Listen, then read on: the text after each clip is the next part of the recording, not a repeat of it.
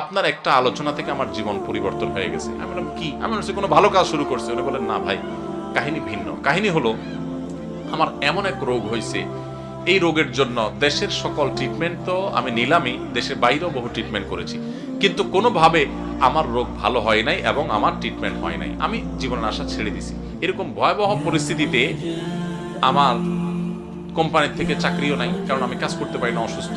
তো আমি গ্রামে চলে গেছি মরার অপেক্ষা, যে এখন আর বাঁচার কোনো সুযোগ নেই। ডাক্তার বলছে যে শেষ দিন যা খাইতে চান খান, আর কোনো ট্রিটমেন্ট নেই। বলেন যে আমি গ্রামে চলে গেছি, আশা ছেড়ে দিছি, অনেক কষ্ট যন্ত্রণা রোগের কারণে মারা যাব এরকম একটা অবস্থা। হঠাৎ করে আপনার একটা ভিডিও দেখলাম, ভোর রাতে তাহাজ্জুদের সময়ের দোয়া আল্লাহ ফিরিয়ে দেন না। তখন আল্লাহর কাছে চাওয়া শুরু করলাম, প্রতিদিন ভোর রাতে উঠে কান্নাকাটি, দোয়া, মোনাজাত, খুব চোখের পানি ফেলা।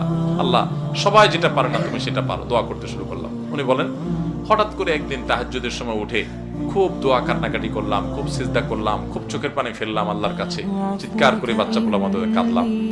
বলেন যে হুজুর বিশ্বাস করবেন, ওই দিন তাহাজ্জুদ পড়ে শেষ করার পর থেকে আমার শরীর থেকে সমস্ত রোগ উধাও হয়ে চলে গেছে।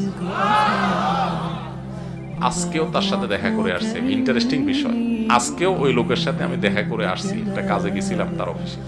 আজকেও ওই ভাইটা আমাকে বললেন যে ভাই, এরপর আমি শুধু সুস্থ হয়েছি তা না, আমি আমার কোম্পানিতে আবার ফিরে আসছি। আগে যে ডিউটি ছিল আমার প্রমোশন হয়ে ডিউটি আমার আরো বাড়ছে, এবং আমার কোম্পানির চেয়ারম্যান সহ সবাই আমাকে আরো বেশি আস্থা রাখে। ওনার সামনে থাকা পিয়ন অন্যান্য লোকদেরকে আমার সামনে ডেকে বলতেছে, এই তোমরা বলো আমি আগে যে বদমেজাজি দেখাইতাম, আছাড় বিচার করতাম, রাগ জাহির করতাম, আমার এগুলো আছে এখন? বলে না স্যার, এগুলো কিচ্ছু নাই এখন। শুধু সুস্থ হয়েছে না, আজীবন আমূল পরিবর্তন হয়ে গেছে। ভাইরা আমার, এই ভোর রাতের দোয়া বড় গুরুত্বপূর্ণ। রমজানে কিন্তু সেই সুযোগটা আসে, এই জন্য সাহারি করতে উঠলে একটু দোয়া